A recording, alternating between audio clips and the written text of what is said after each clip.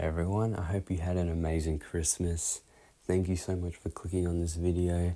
So, recently I did a poll where I said that this video would be on the worst side missions in the Batman Arkham games. However, when going through all of this and editing and thinking of what to actually include, I realized that there's none that I actually completely dislike that much. So instead of doing the worst, I'm thinking instead what we're going to do is actually make it the most disappointing.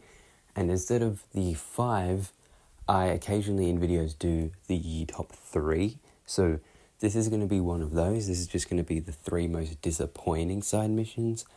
And then maybe later on, if I can think of some that I have forgotten of in this video, then I'll definitely make probably the 5 worst and include these in there. But for now, we're just going to do the 3 most disappointing side missions in the Batman Arkham games. Starting with number 3, this is going to be Firefly from Batman Arkham Knight. Now, this side mission isn't the worst thing, just to prove my point on I don't hate these at all. It's just that I feel, in comparison to what he was like in Arkham Origins, this is very, very weak. As usual with Arkham Knight's missions, it uses a lot of the Batmobile, kind of unnecessarily as well.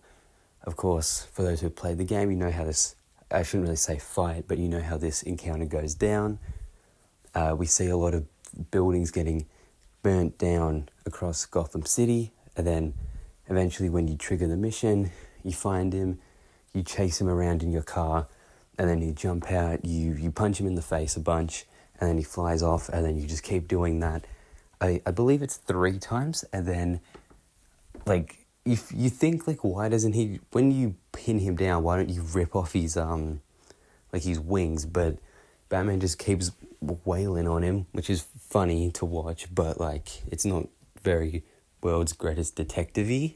Anyways, yeah, so this mission's just very underwhelming because not only was his boss fight in, because you could technically call this a boss fight, his boss fight in Origins was far better because even though it had the generic, I should say, Arkham boss fight strategy of just spamming one gadget, it was still, the scenery was nice. I believe, for a fight where you spam the same thing, it actually wasn't too bad.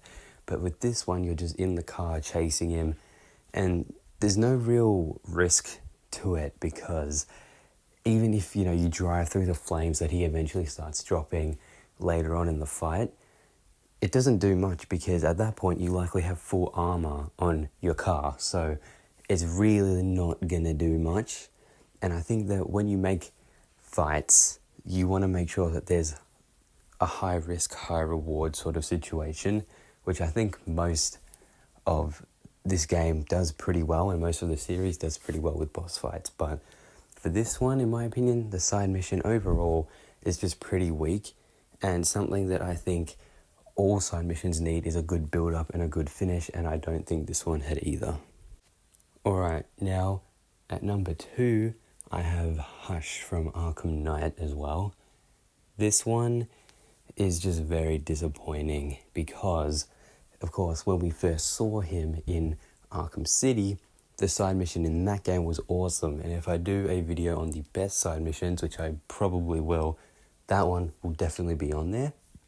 But in this game, it is so weak. Once again, this is likely on the list because of his appearance in the last game. Of course, with Firefly, in Origins he was awesome, but I think in Night he wasn't great.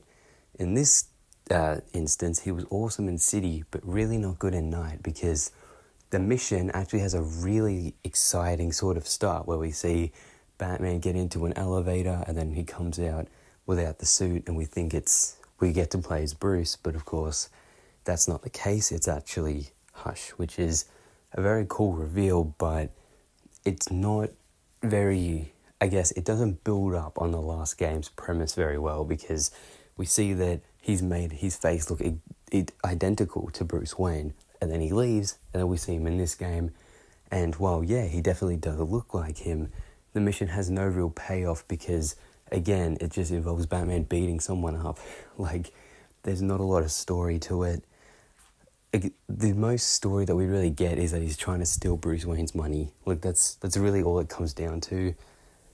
And the mission's really short too. I think it only takes like, maybe 5-10 minutes. Like, if you exclude the cutscenes, it really takes no time at all.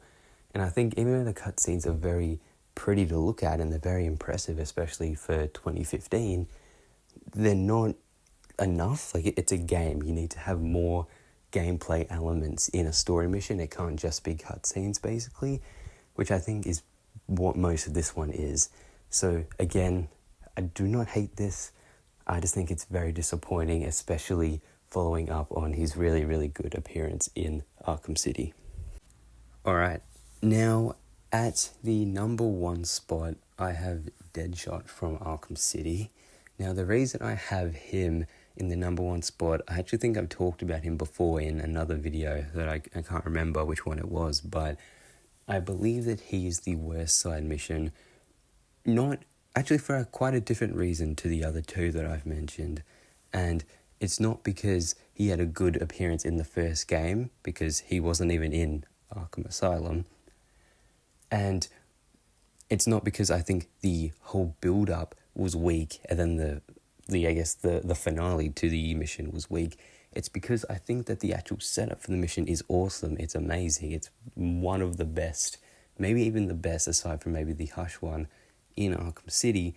But then the ending is complete arse. And for those who aren't aware, I'll just quickly go through what it actually is.